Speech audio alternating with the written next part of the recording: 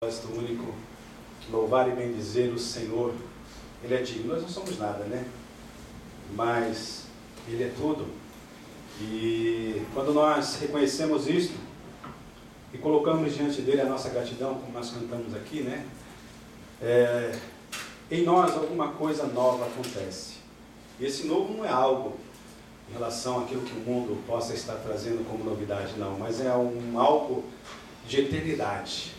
É algo que, né, como a própria palavra de Deus diz, não se pode explicar, mas simplesmente vai inundando o nosso ser, o nosso coração, aonde nós deixamos de fazer muitas coisas que não são agradáveis, coisas essas que nós achávamos que era tão importante, mas que ao deixarmos essas coisas, por aquilo que Deus coloca em nós, por reconhecermos que a Ele devemos servir, né, aí a gente acaba percebendo no final que aquilo que parecia ser tão importante, né, nós não sentimos falta, não tem aquele espírito de perda, não é verdade? Muito pelo contrário, nós temos aquele espírito gostoso que nós ganhamos algo a mais, que o Senhor nos deu.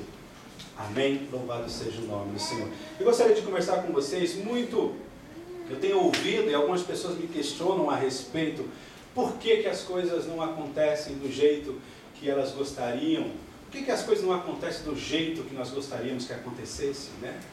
E é interessante que essas pessoas acabam, de uma certa forma, procurando um culpado, né? E diz, olha, é por causa do sistema, é por causa do governo, é por causa da minha esposa, do meu marido, do meu filho, do papagaio, do gato, né? É por causa do Corinthians que não ganha. Não, isso aí tudo bem, isso aí não é um problema não, isso aí tá legal.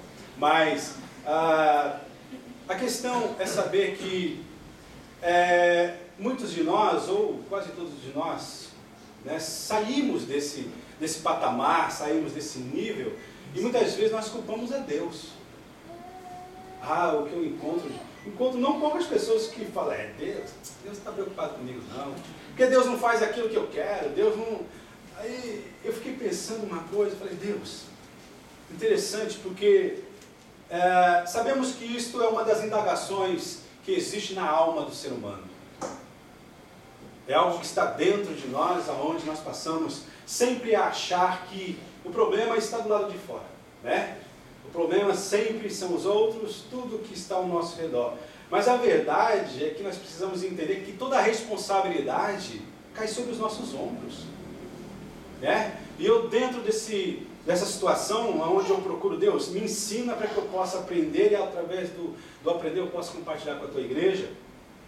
E o Senhor realmente me direcionou justamente nesse texto de Gálatas, né? É uma das cartas que Paulo escreveu, direcionada a uma igreja, a igreja da Galácia, né?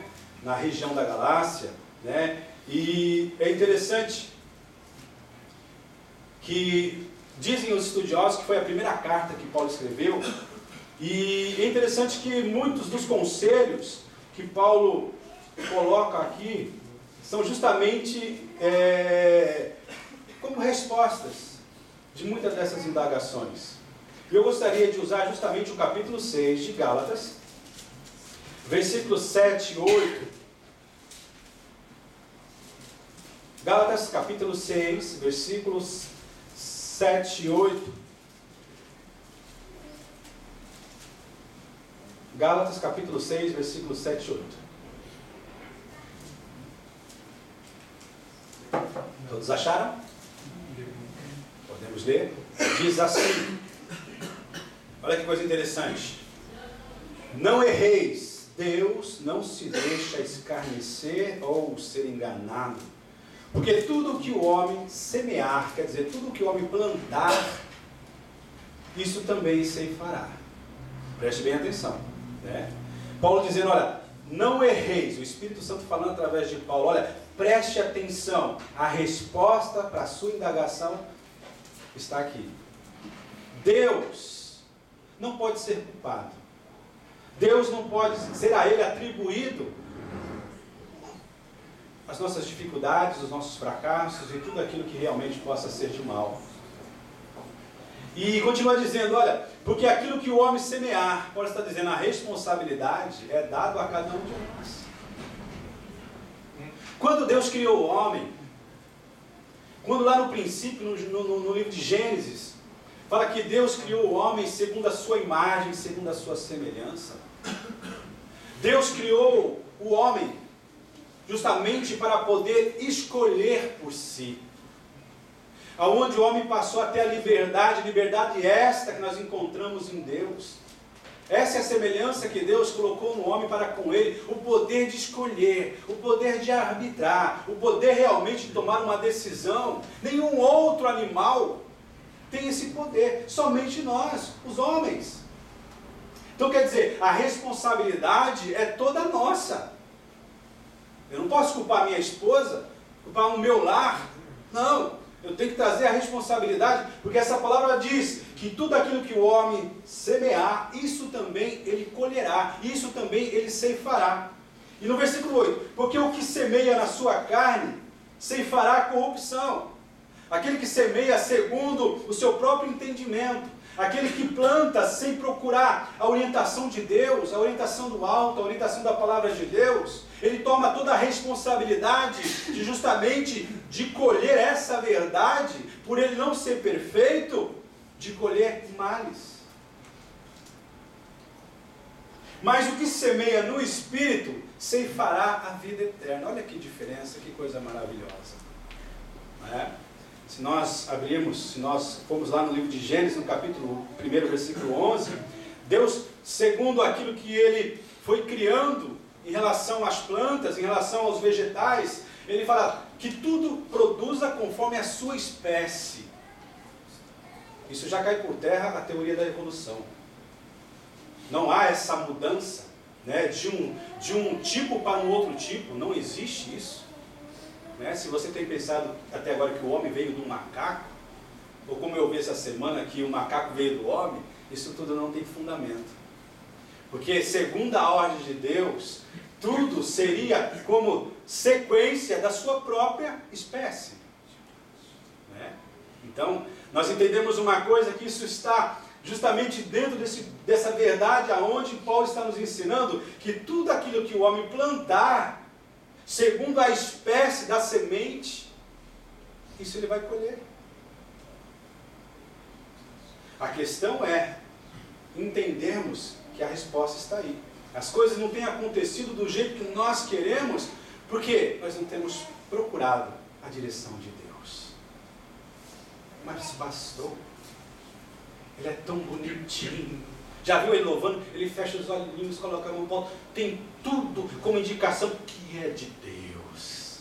Ah, pastor, viu como ela canta? Quando ela está cantando ou quando ela está fazendo isso, parece um anjo. Tudo indica que é de Deus o nosso casamento. Mas já orou? Já buscou a Deus? Não, não precisa, pastor. Eu percebo que tudo está nos levando à felicidade.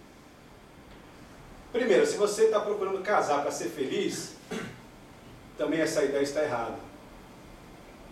Você precisa ser feliz antes de casar, para que você possa fazer o outro feliz também.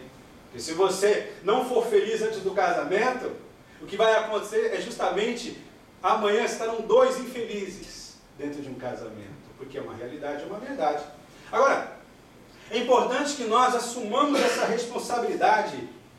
Se nós plantarmos coisas boas, com certeza coisas boas também nós colheremos. Se nós plantarmos coisas ruins, o contrário também é verídico, colheremos coisas ruins. Se nós plantarmos realmente aquilo que deve ser plantado, com certeza nós vamos ter boas colheitas. Agora, é importante nós entendermos que todos nós estamos o tempo todo semeando. O tempo todo estamos lançando a semente, estamos plantando. Como assim, pastor? Sementes são traduzidas como sendo as nossas palavras, o que nós falamos. Não é verdade? Se eu quero ter respeito dos meus filhos, eu tenho que saber semear a palavra.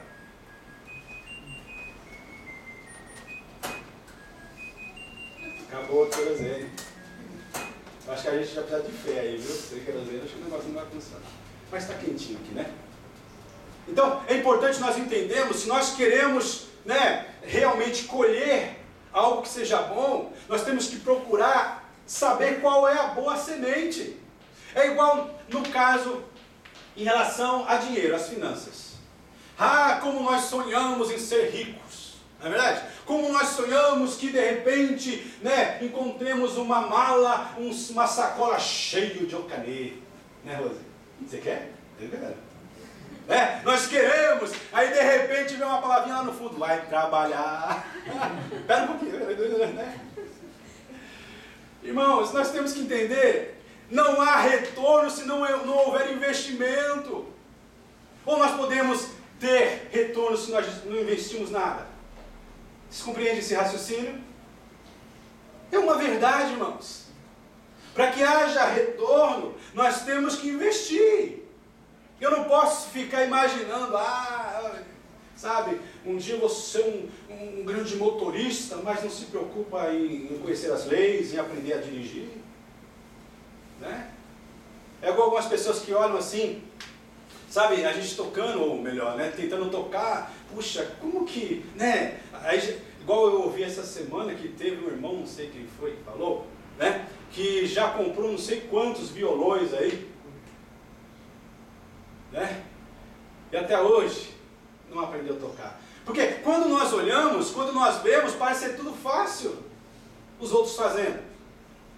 Lembro-me de uma ilustração onde um pintor, ele na sua exposição de quadros, ele estava ali, né, como para explicar, porque é assim que sucede a exposição, né, ele vai explicando como que aconteceu a inspiração e tal. Aí uma mulher toda emocionada, sabe, de repente tentando emocionar ele, começou a olhar para um quadro e começou a dizer, que coisa bonita, que coisa bela, quase chega a ser perfeita, eu daria a minha vida para poder pintar desse jeito.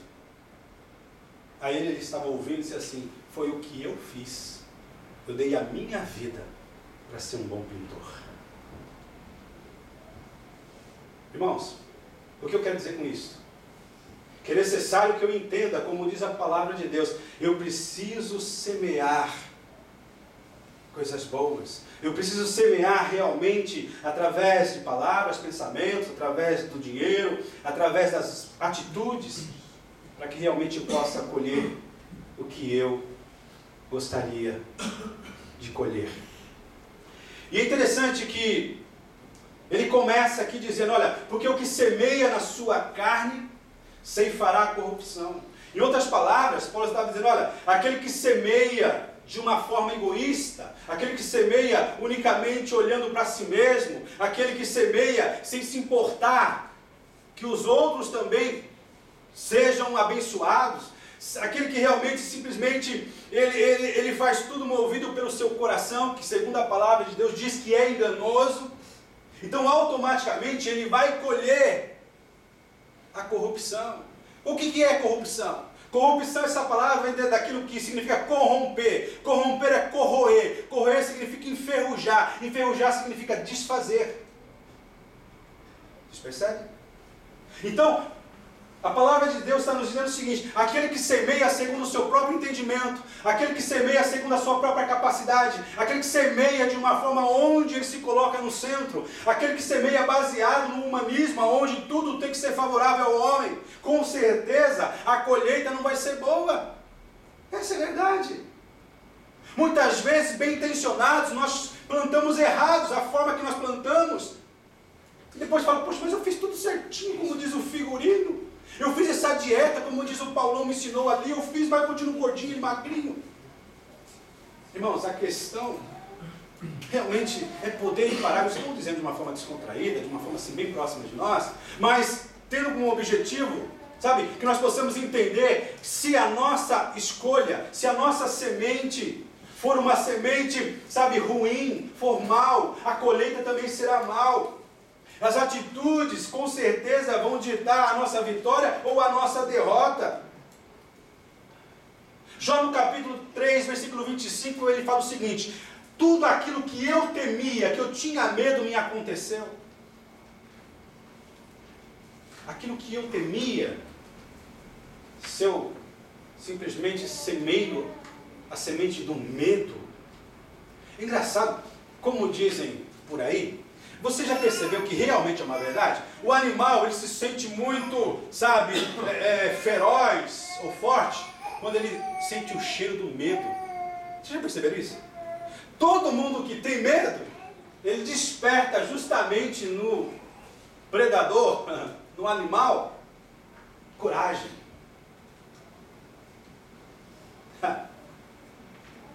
Só uma vez eu estava jogando futebol, tentando, né?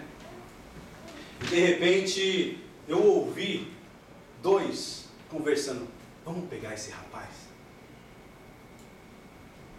Eu olhei para os caras, uns caras de carioca e tal, falei, uau, todo respeito, viu? Todo respeito, viu, cara? Aí eu falei, caramba, esse cara me pegaram.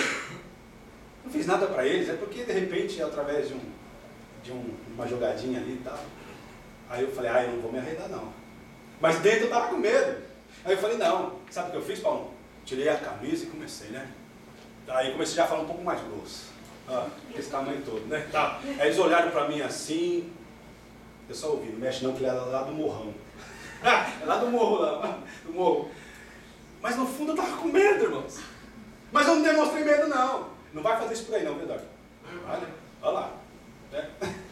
Mas irmãos, eu estou dizendo de uma forma onde nós podemos entender que esta é a semente aonde, com certeza, ao ser semeada, vai produzir coisas desagradáveis ou desagradáveis.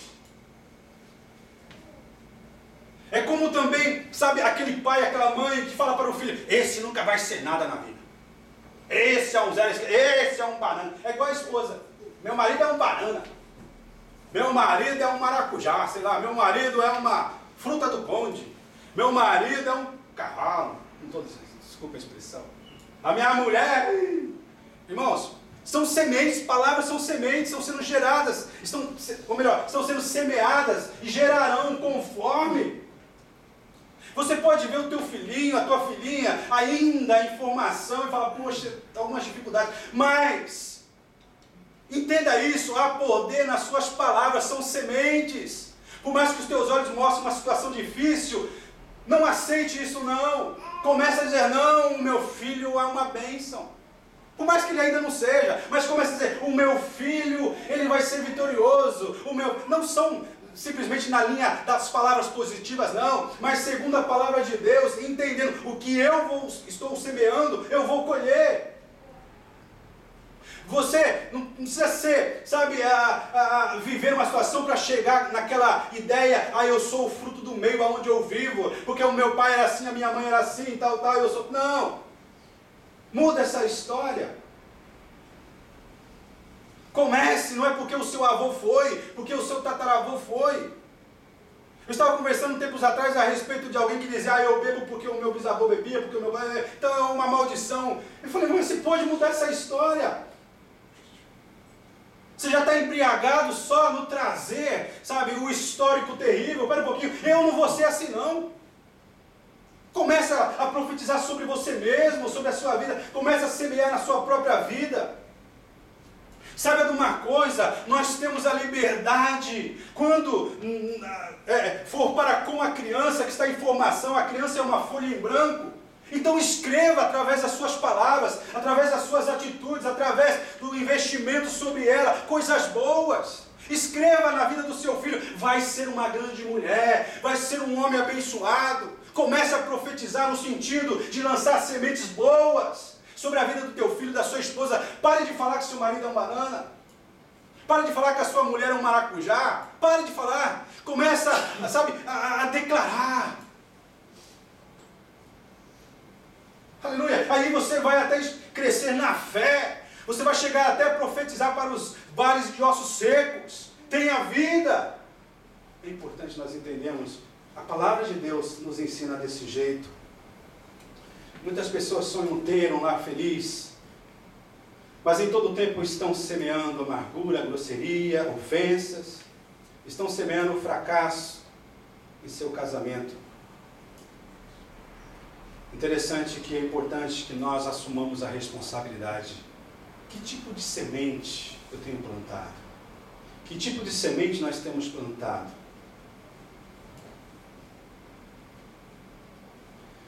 Em Jó capítulo 4, versículo 8, patriarca,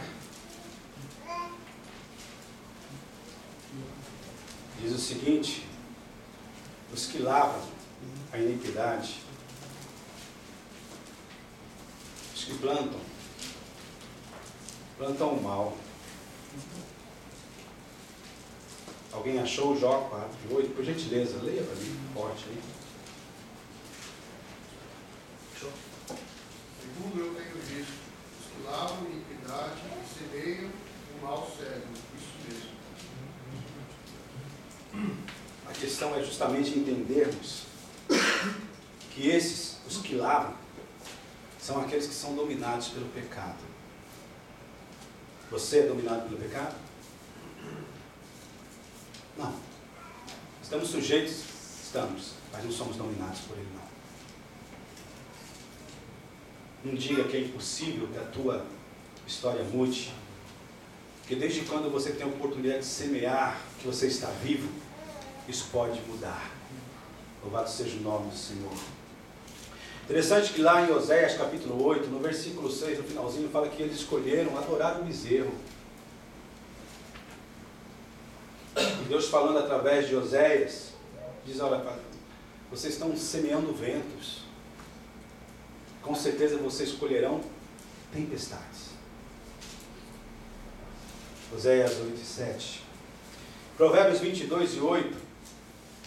Esse é bom que nós leiamos. Abra aí você, que semeia a perversidade. Aqui é a ideia de sementes ruins, de sementes que tem que sair da nossa sementeira. Provérbios 22:8. Quem achou, por gentileza, leia para nós. Que semear a perversidade cegará males, e a vara da sua indignação falhará. Olha que coisa interessante, né, irmãos? A palavra de Deus vai dizendo justamente a realidade na qual nós estamos vivendo. Se estivermos semeando sementes ruins, significa que nós estamos agindo com perversidade, estamos dominados pelo pecado, estamos ali, de uma certa forma, dando sequência a um abismo que vai chamando outro abismo, como diz o próprio salmista. Agora a Bíblia também nos fala, e é isso que eu gostaria de falar, dar uma ênfase aqui, mas o que semeia no Espírito, do Espírito ceifará a vida eterna. Vocês percebem que a letra maiúscula para o E do Espírito, ou melhor, para a letra do Espírito aqui, ela é maiúscula? Vocês conseguem diferenciar o porquê? É que quando a palavra ela vem sendo iniciada com letra maiúscula, traz a ideia de ser o Espírito de Deus. Quando é o Espírito do homem, é letra minúscula. Agora, a letra maiúscula significa justamente o Espírito de Deus. Então, olha que coisa interessante. Mas, todo aquele que semear no Espírito de Deus, não no seu próprio Espírito, ou baseado no seu próprio Espírito, mas no Espírito de Deus, esse vai colher algo que é eterno. Significa, não só para o momento, não só para o futuro, mas no sentido de eternidade. Aquele que entrega a sua vida a Jesus, aquele que busca conhecer a vontade de Deus no seu dia a dia, aquele que mesmo com tantas dificuldades está lutando para ser aquilo que Deus quer que ele seja, este tem a certeza, esse pode descansar, que ele vai ser mudado na hora certa. Esse problema, essa dificuldade que você está atravessando agora, isso vai passar, irmãos. Porque a palavra de Deus diz que ele há de colher uma mudança, ele há de colher os louros, ele há de colher os louvores. Por quê? Porque isso é algo prometido por Deus e este algo é eterno, sendo que ele pode começar aqui, essa colheita. Aquele que semeia no Espírito Santo de Deus. Aleluia! Quando nós, nos nossos lares, nós semeamos palavras de compreensão, de amor, de perdão, de bondade. Todas essas são sementes, aonde com certeza nós colheremos. Eu e a minha esposa, já faz muitos anos, que a gente aprendeu uma tática muito importante. Aonde quando nós, você sabia que nós discutimos às vezes? Eu não chego a apanhar não, mas a gente, de vez em quando, né, o sangue japonês é meio teimoso, né Carlos? Só com isso, E nós chegamos a uma conclusão de algo muito interessante que tem dado resultado. Quando eu percebo que nessa situação o outro está alterado, ou o adversário, ou melhor, o parceiro, no caso, quando eu a vejo um pouquinho mais, eu fico quieto. Dentro de mim está dizendo, vai, a alma, né? Vai, você vai deixar parado. Né? Vai, fala alguma coisa. Né? Aí eu conto até 3, pensa. Aí de repente passa um tempinho, ela volta, você me desculpa. Ou vice-versa. Quando ela percebe também, né, que eu estou a fim de apertar a cabeça do gato, ela vem, fica calada. Aí eu falo, desculpa a gente aí, ó. Né? Irmãos, porque isso é uma tática bíblica. Né? Não é assim? A Bíblia nos fala lá no livro de Provérbios, né, que a resposta dura suscita a ira, mas a resposta branda, ela traz a paz.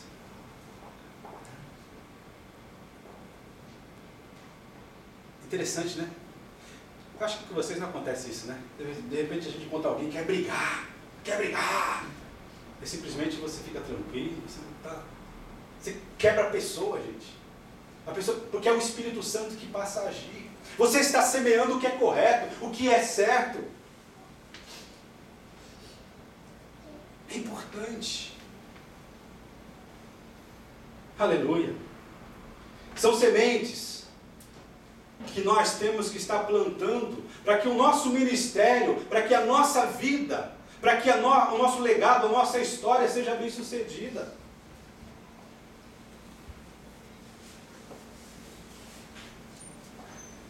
Interessante que eu estava pensando também, não se recebe a unção, os dons espirituais, a revelação da palavra, se não houver uma semeadura de um coração arrependido, um coração contrito, um coração que realmente reconhece que Deus é tudo, que é Ele que tem que ser louvado e adorado. Essa é a semente aonde nos colocamos diante de Deus de uma forma humilde, que Pedro fala, sabe, diante de Deus, diante da potente mão do Senhor, nos humilhemos, para que no tempo certo, no tempo de Deus, sejamos exaltados. Interessante que muitos querem que o seu ministério, sabe, se desenvolva. Quando eu digo ministério, não é só no sentido eclesiástico, não, mas ministério como pai, ministério como mãe, porque isso são ministérios.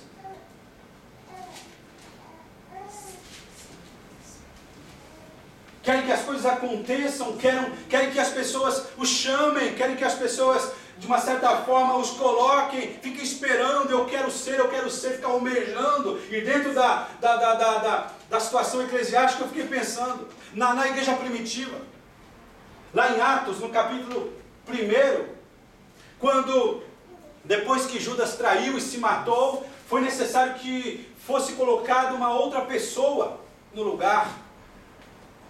E eu fiquei ali olhando essa passagem bíblica lá no livro de Atos, e interessante que eles perceberam a necessidade realmente de repor, não de substituir, mas de repor, porque cada um tem o seu ministério específico. Você, nesse ponto, é insubstituível. O que você precisa fazer, só você. Deus pode colocar outro no teu lugar, mas era você que tinha que fazer ali. Aí eles oraram, buscaram a direção de Deus, fizeram conforme o costume. Aí José e Matias foram para ser indicado. E o que mais me chama a atenção, que eu estava lendo, que eles foram indicados porque eles estavam juntos, eles estavam participando, eles estavam ali no meio do louvor, da adoração, no partir do pão, na comunhão, eles estavam ali, nesse ambiente espiritual, estavam junto. Eles foram escolhidos porque eles estavam participando, eles estavam envolvidos. Como eu posso, sabe, ser usado por Deus? Vamos usar, sabe, dentro desse contexto aqui, como eu posso ser usado por Deus se eu não tenho comunhão com a igreja, se eu não tenho comunhão com o corpo, se eu não estou junto? Como eu posso esperar, sabe, que eu possa fazer alguma coisa se eu não participo? Eu sei que a dificuldade é muito grande, mas se eu venho só no culto de domingo, como eu posso esperar que eu possa ser chamado para participar? Como eu posso esperar, sabe, em fazer alguma coisa se eu simplesmente só participa do restinho. É necessário que nós plantemos, é necessário que nós entendemos. Eu estava olhando esse texto e falei, eles estavam juntos ali, mesmo antes de ser conhecidos, eles estavam juntos, estavam participando, eles estavam em comunhão, eles estavam agindo, eles estavam já trabalhando a questão de serem escolhidos, ou no caso, o Matias que foi escolhido, ele foi reconhecido como sendo um dos discípulos. Mas ele já estava fazendo, estava participando. Eu fiquei pensando, olhando, nós temos estudado a história de Elias, de Eliseu. Deus escolheu pessoas, ou escolhe pessoas responsáveis, pessoas que estão semeando, independente de ter um nome, um cargo. Eles estão plantando no reino de Deus, eles estão servindo no reino de Deus. Diz que na escolha, lá em 2 Reis, no capítulo 17, diz que Eliseu estava trabalhando, estava arando, a terra com os seus bois. E Elias veio e passou a capa, ele já percebeu, ele já estava pronto. E simplesmente ele entendeu que ele estava sendo chamado por Deus, deixou tudo. Ele tomou, ele semeou. E uma coisa interessante, que diz que ele matou os bois, fez um churrasquinho usando a madeira do carrinho e serviu ao povo. Olha que semente maravilhosa. Sabe por que ele fez isso? Porque ele se desfez de qualquer possibilidade de ter algo seguro. Se não desse certo no ministério profético, ele voltaria e teria os seus aparelhos de trabalhar para dar continuidade. Mas não, ele escolheu, espera um pouquinho, a minha escolha, a minha semente é essa, eu escolho semear a confiança no Senhor, mesmo sem entender ainda todas as coisas, o que eu preciso entender. Eu não quero deixar reservas, eu fiquei pensando, uau, é assim que Deus, Ele olha e um dos seus métodos para escolher, não é simplesmente porque eu quero, não, mas é justamente por Ele ver que eu já estou fazendo, porque isso me dá prazer. São sementes. E é interessante que a Bíblia vai falando que há aqueles que querem crescer no ministério, mas não se envolvem com a obra de Deus. Os tais se isolam e depois culpam os outros. Eu fiquei pensando, poxa, é uma verdade. Porque eu ouço por aí, eu não faço porque o pastor, eu não, porque fulano, porque ciclano, eu não faço, não sabe por quê? Porque o Caio não me deu o Pai do Senhor. Eu falo o Pai do Senhor pro povo aí, cara. Coisas, sabe? Temos que ter uma atitude, vamos semear. Qual que é a semente? Um pouquinho, independente de eu estar fazendo ou não, no sentido de estar à frente, eu vou ver o que é necessário, eu vou ver o que eu posso fazer aqui, nos bastidores, aqui, onde não se vê o trabalho sendo feito. Essa é uma verdade. Lá em 1 Reis, capítulo 17, versículo 8 ao versículo 16, nós estudamos a viúva de Sarepta. Nos fala que ela simplesmente, ao ter a presença do profeta Elias, em uma seca terrível, e ela tinha pouco. Por isso que ela disse assim, quando o profeta pediu para que ela fizesse um bolo, ela disse assim, mas eu só tenho estou pegando esses gravetinhos aqui para fazer um foguinho, para eu poder assar, sabe, aquele um pouquinho de farinha que eu tenho com azeite ali e tal, para que depois, ao comermos, será a última refeição, nós morreremos. É interessante que muitas pessoas querem ser abençoadas.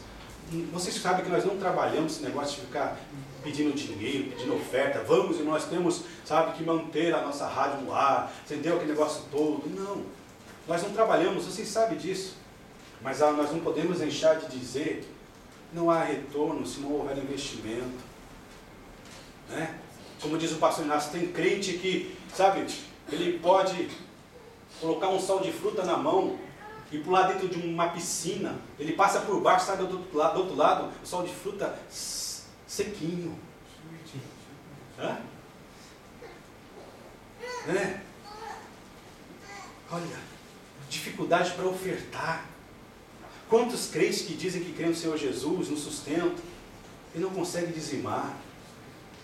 Pastor, onde já se viu? Sabe? Eu ficar só com 90%, pastor, e 10% trazer para a igreja.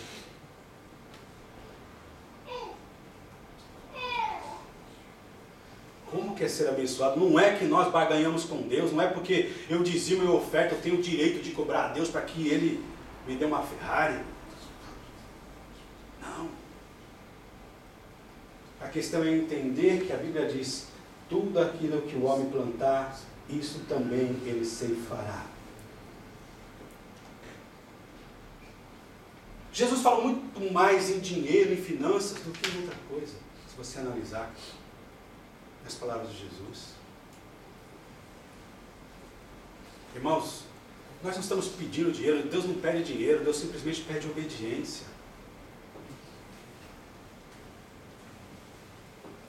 A questão é saber, assim é, Deus foi Ele que estabeleceu essa lei.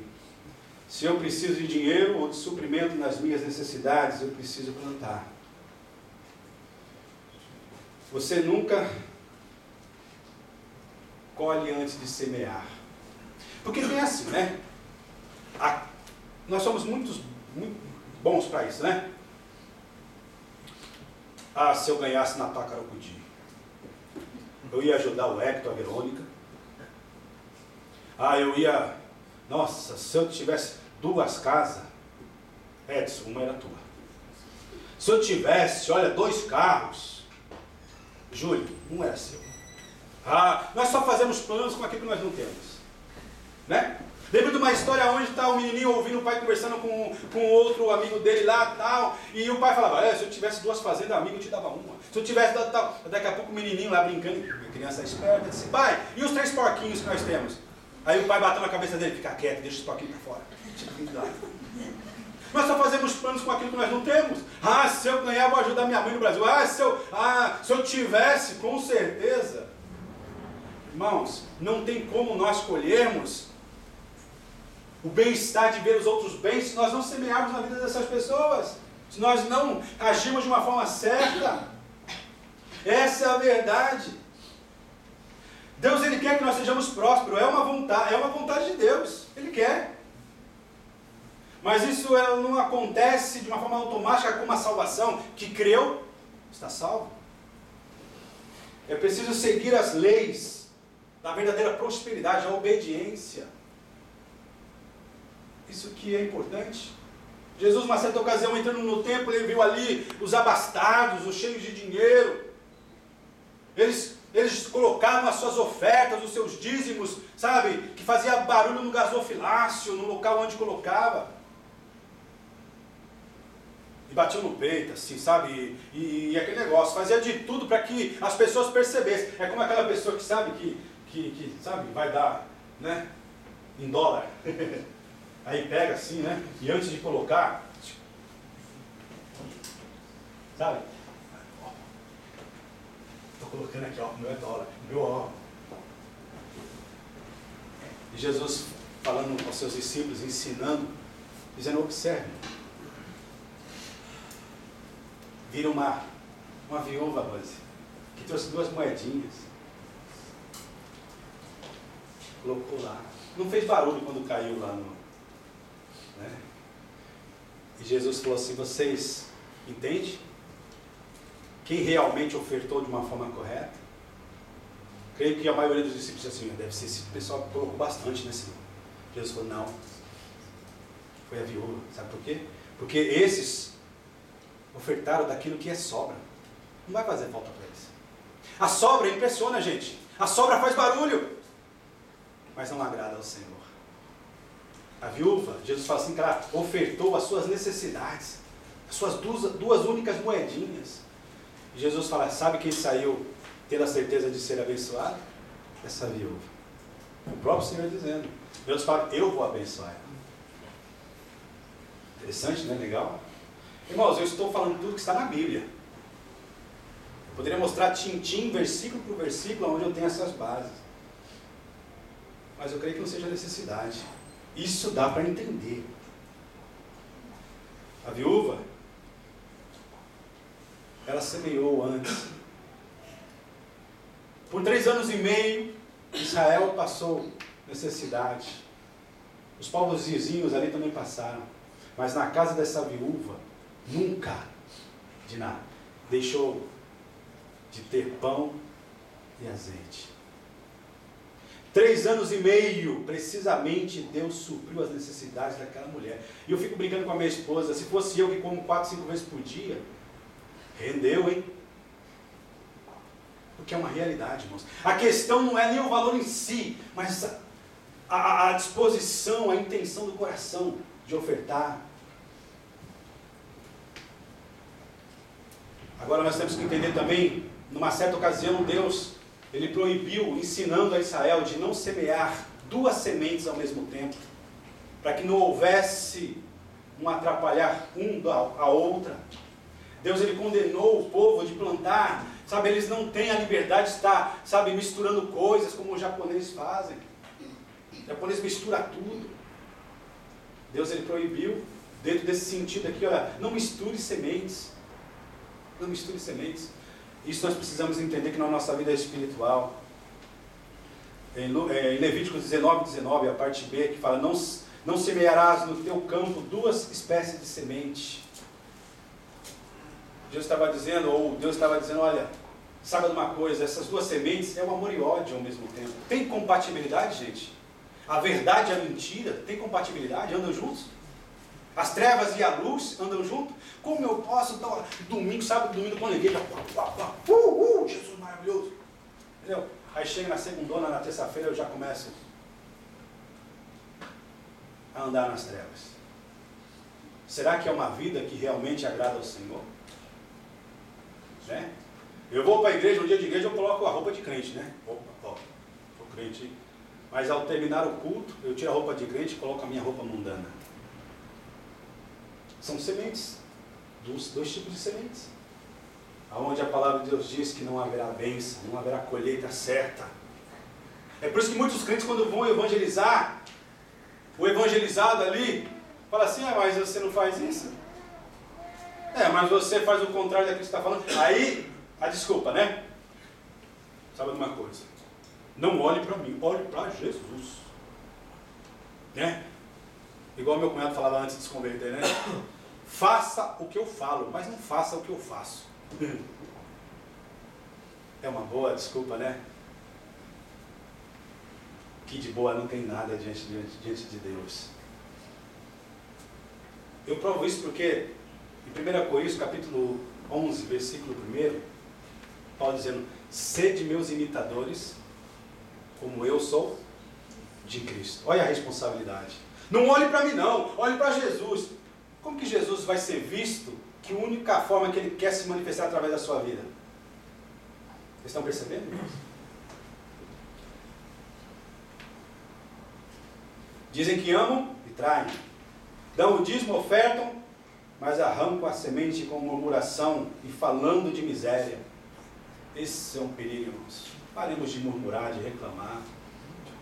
É no pouco que nós devemos adorar ao Senhor. É no pouco que o Senhor espera ver o que realmente está no nosso coração. A nossa confiança não tem que estar nas posses, nos valores, mas naquele que é o dono do ouro e da prata, como diz a palavra de Deus. Tudo bem aí, Léo? Solta a cortina aí, por gentileza. Irmãos, nós temos que entender uma coisa. Esta é a palavra de Deus. A má semente vai destruir a boa, com certeza. Eu aprendi na minha adolescência que para você ganhar uma pessoa para Jesus, você precisa de 1000 argumentos, de 1000 palavras para ganhar uma pessoa, mas para você tirar ela, uma só basta. É uma verdade. Existem muitas pessoas mortas, não fisicamente, mas emocionalmente, espiritualmente, por palavras que receberam. Jesus ele fala, eu não digo que é no fazer, é na prática que o pecado vai se manifestar, não. Mas na intenção, o pecado já se manifestou. A questão de ser visto, de ser, aparecer no exterior, é porque o pecado já foi consumado. É porque o pecado já tomou conta ali, na intenção. Isso é uma verdade. As nossas sementes, a nossa semeadura tem que estar em harmonia. Temos que viver conforme nós pregamos e temos que pregar conforme a nossa vida. Essa é a responsabilidade. Temos que ter transparência, veracidade, honestidade. Temos que realmente agir de uma forma onde entendemos que essa é a vontade de Deus. Isso também vai nos impedir de estarmos querendo cobrar a Deus para que as coisas aconteçam no nosso tempo. Nós somos imediatistas, né? Nós somos da geração fast food, comida rápida. Não é assim? Ó mulher, o que tem para comer? Ah, ainda não preparei nada, então vamos sair para jantar. Vamos sair para comer. É quem tem dinheiro, né? Porque antes não, né? Não, eu vou preparar aqui, eu vou te ajudar também. Ah, deixa eu, né? Tal. Irmãos, nós temos que entender que, sabendo nós que é a forma correta de estarmos plantando, nós não vamos desfalecer. Ao esperarmos que a colheita boa venha no tempo certo, que é o tempo de Deus.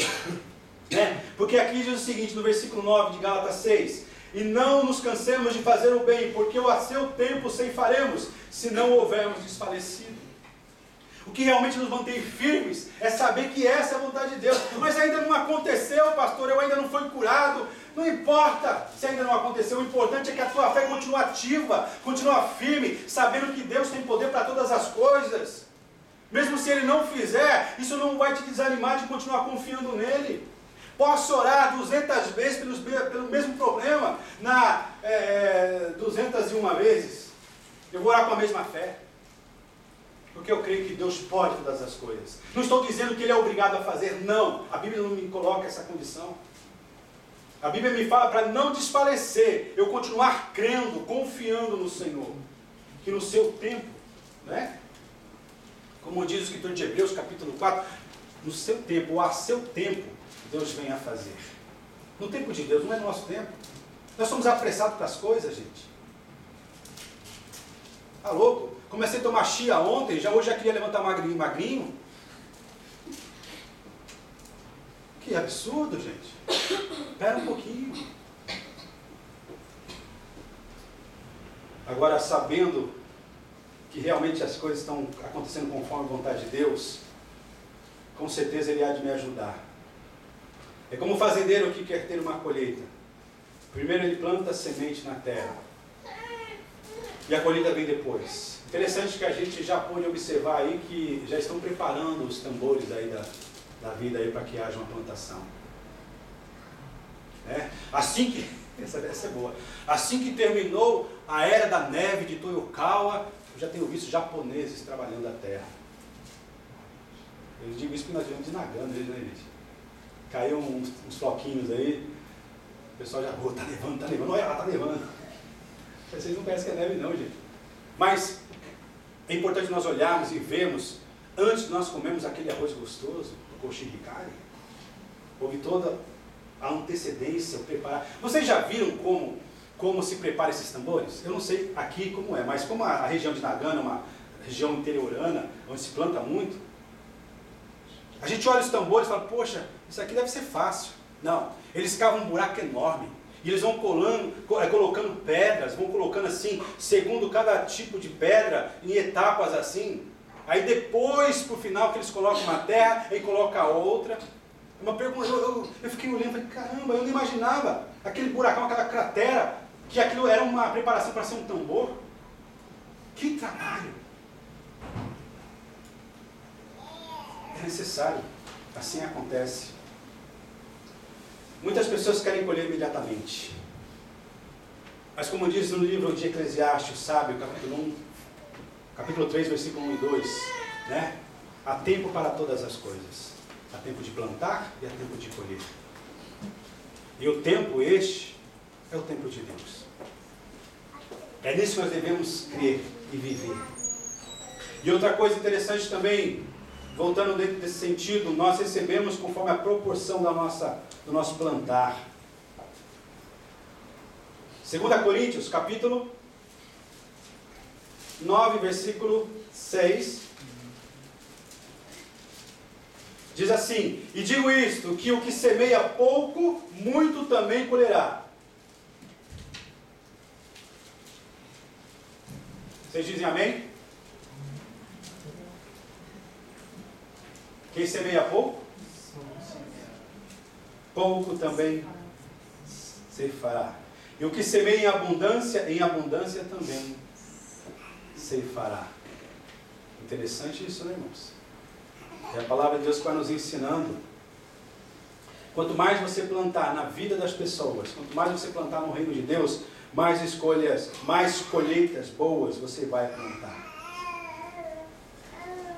Você podendo plantar mais de uma semente, vamos supor, da mesma espécie, se eu planto uma árvore, eu vou ter só uma sombra. Agora, se eu planto 2 árvores, eu vou ter 2 sombras. Se eu planto 3 árvores, 3 sementes, terei 3 árvores. 3 árvores. É a lógica, gente. É a lógica. É na proporção. Conforme nós plantamos, semeamos, assim também nós colheremos. Essa é a verdade. E o conselho da palavra de Deus, na parábola da semente, Marcos 4, de 1 a 20, ali existe, mais preciso no versículo 8, fala a respeito de plantar no bom solo, ali se tratando do coração, aonde significa o nosso coração aberto para receber, não um coração armado, um coração, né, como fala, sabe, preocupado com as riquezas do mundo, um coração preocupado com os prazeres do mundo, um coração preocupado com as coisas dessa vida, não, mas um coração realmente receptivo à palavra de Deus.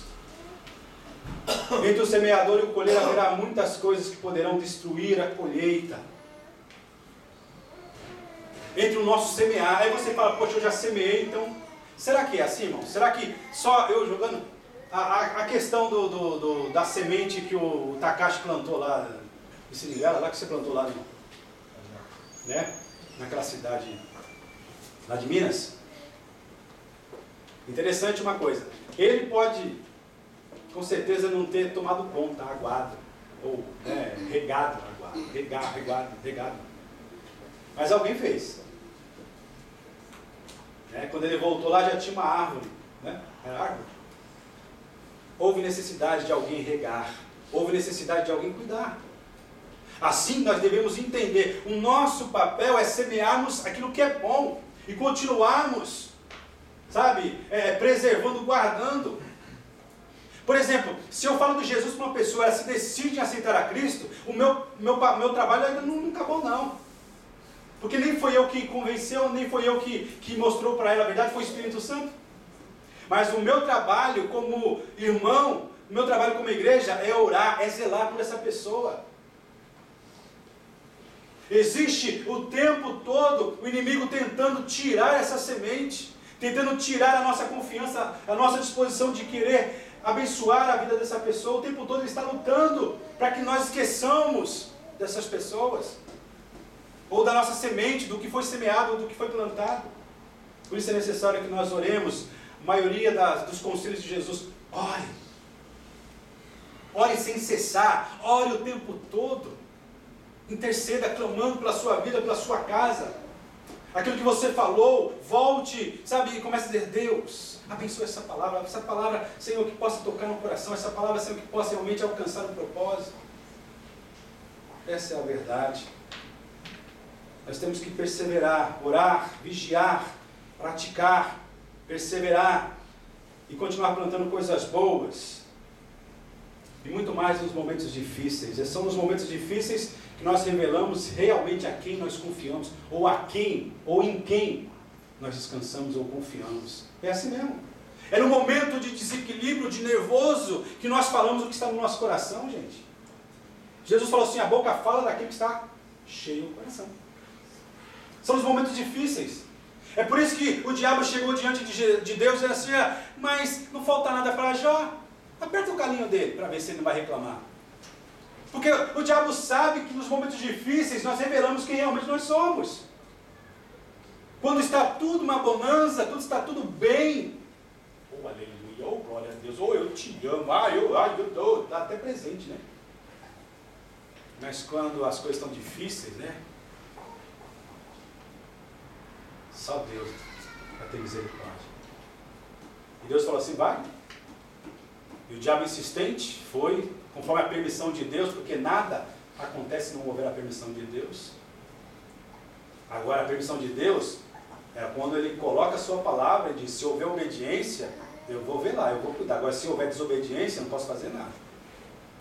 Assuma a responsabilidade. Chegou ao ponto, no mesmo dia, gente, não foi em tempos, não. Ele perdeu a família, perdeu os seus bens. Essa é a verdade. E a Bíblia nos fala que até a sua esposa, não vamos julgar a mulher de Jó não, essa louca, essa depravada, ela não... Quantos de nós aqui, irmãos, dizendo que somos crentes, nós resmungamos, praguejamos, será que vale a pena ser crente mesmo? Será que vale a pena ir para a igreja? Será que vale a pena mesmo? Será que eu estou certo? Quantos de nós têm pensado assim? Repreenda esse pensamento. E a Bíblia nos fala que Jó mesmo assim rasgou as suas vestes, se prostrou e adorou ao Senhor, dizendo, bendito seja o Senhor, Ele deu, Ele tomou, louvado seja o seu nome. Interessante, né? A gente vai aprendendo que nos momentos mais difíceis são excelentes oportunidades para nós declararmos a nossa fé, nosso amor, nosso temor ao Senhor. E para que nós venhamos a finalizar aqui, no Salmo 126,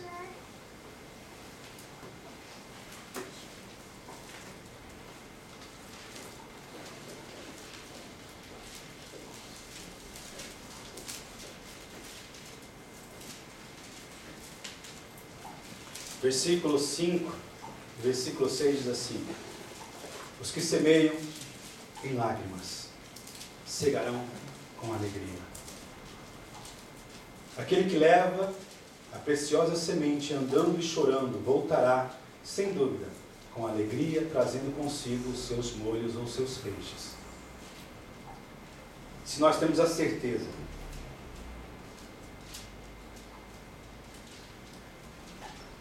nós estamos fazendo o que é certo, conforme a palavra de Deus diz, por mais que a resposta dos homens não sejam agradáveis, por mais que nós nos propomos a falar do amor de Deus com graça, desejando dar a eles o nosso melhor, e a resposta não é favorável, vamos continuar crendo que nós fizemos o que nós deveríamos fazer. Porque no seu tempo, na sua hora, essa semente vai germinar. Não vamos deixar esse espírito de pessimismo tomar conta do nosso coração, de murmuração, de dizer, olha, até agora não aconteceu nada. Se você tem orado por alguém, se você tem evangelizado alguém, se você tem realmente procurado viver de uma forma honesta, conforme diz a palavra de Deus, não desanime. O resultado vai ser maravilhoso. O resultado vai ser maravilhoso. O resultado realmente vai ser favorável. E o último versículo aqui, 2 Coríntios.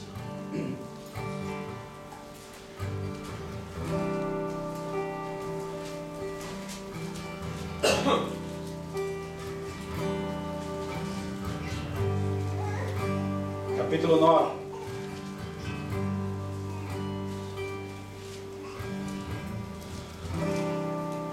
Voltando a ler 2 versículos que eu já, ou melhor, um versículo eu já li, mas para finalizarmos aqui, do 6 até o 10, diz assim: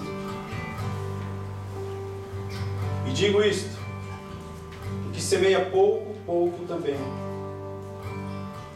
ceifará. O que semeia em abundância também ceifará. Cada um contribua segundo propôs no seu coração, não com tristeza ou por necessidade, porque Deus ama o que dá com alegria. E Deus é poderoso para tornar abundante em vós toda graça, a fim de que, tendo sempre em tudo toda a suficiência, superabundeis em toda boa obra, conforme está escrito, espalhou, deu aos pobres, e a sua justiça permanece para sempre. Ora, aquele que dá a semente ao que semeia, e pão para comer também, multiplicará a vossa sementeira, e aumentará os frutos da vossa justiça. Amém. Se coloque de pé.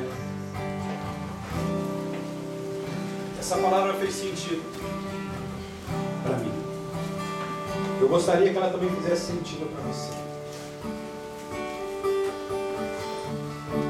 Aleluia.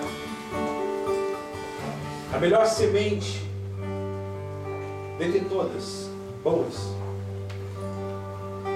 é aquela que nós tomamos uma atitude, uma decisão de entregar o controle da nossa vida ao Senhor. Se realmente eu quero experimentar os cuidados de Deus, como resultado de uma aliança, eu preciso fazer essa aliança com Ele. Eu não posso me conformar em viver só debaixo da misericórdia de Deus, aonde não tem garantia de salvação. Mas a garantia, a segurança está justamente em eu firmar uma aliança com Deus através de Jesus, que também é Deus. Como? Entregando a minha vida a Ele. Entregando os meus caminhos ao Senhor.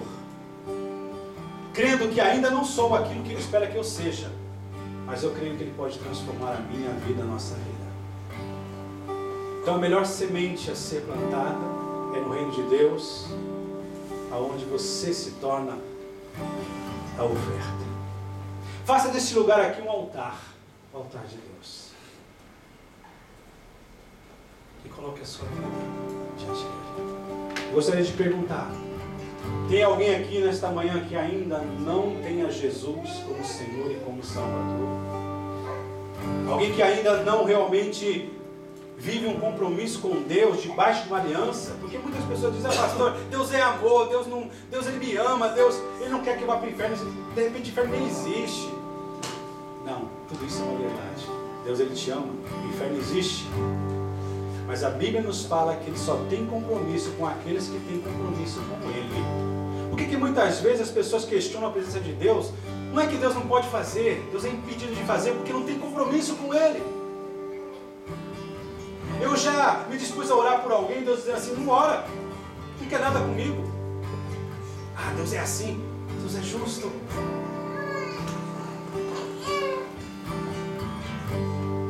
E o contrário, quando eu olho uma resistência, eu falo: eu vou desistir. Deus fala: não, continua, que Ele vai ser meu.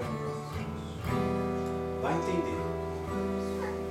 Não é um compromisso com uma igreja, apesar de ser necessário e correto e ser um mandamento, mas é um compromisso com Jesus.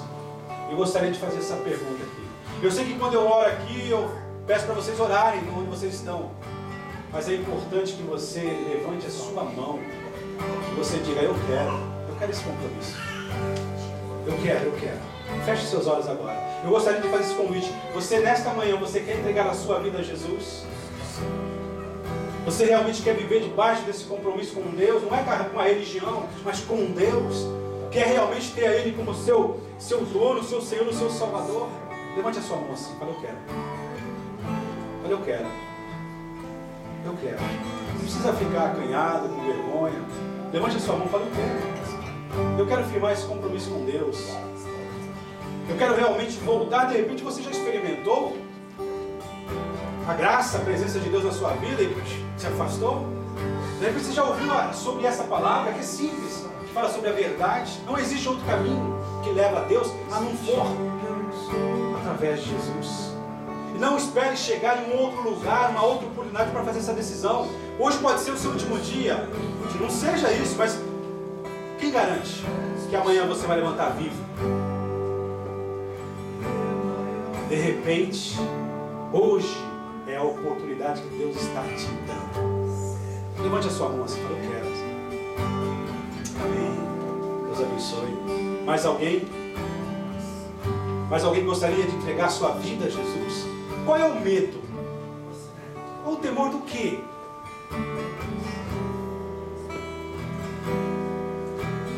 Mais alguém? Amém. Gostaria de chamar aqui, por gentileza, sem constrangimento, a Cátia, o Júlio, vem aqui, gente. Pode ficar tranquilo. Aleluia.